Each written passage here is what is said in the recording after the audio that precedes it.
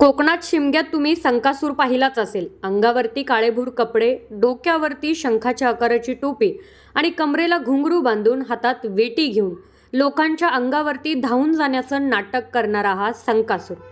संकासूर म्हणजे पौराणिक कथेनुसार एक राक्षस आणि सध्या कोकणात मात्र रक्षक.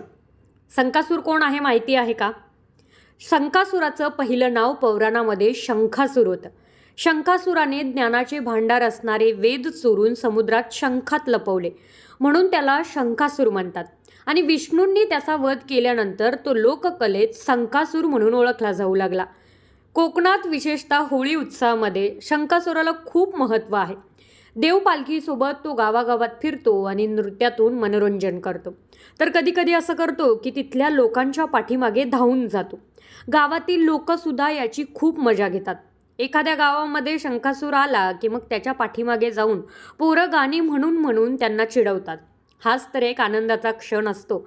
जितके दिवस शिमगा चालू आहे तितके दिवस हा संकासूर कोकणाला खळखळून हसायला शिकवतो. एक भीतीसुद्धा दाखवतो आणि रक्षणसुद्धा करतो.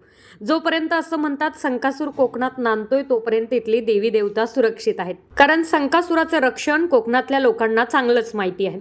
जगाच्या पाठीवर कोकणी माणूस कुठेही असला ना तरी शिमग्यात गावाकडे येतो बरं का. नाहीतर संकासूर त्याला आपोआप आणतो. इतका जीव त्या संकासुरावरती कोकणातली लोक लावतात. RTO माहिती आहे ना? RTOपेक्षा जास्त दरारा या संकासुराचा असतो. टोल नाके चालतील न चालतील माहिती नाही, मात्र संकासुराचा टोलनाका या शिमग्यामध्ये तर मोठ्या प्रमाणात चालतो. त्यामुळे भरभरून कोकणवासीय यांच्यावरती प्रेम करतात. जगाच्या पाठीवर कुठेही राहा पण शिमग्यात कोकणातच पाहिजेत. म्हणून म्हणतंय या कोकण आपलंच असा.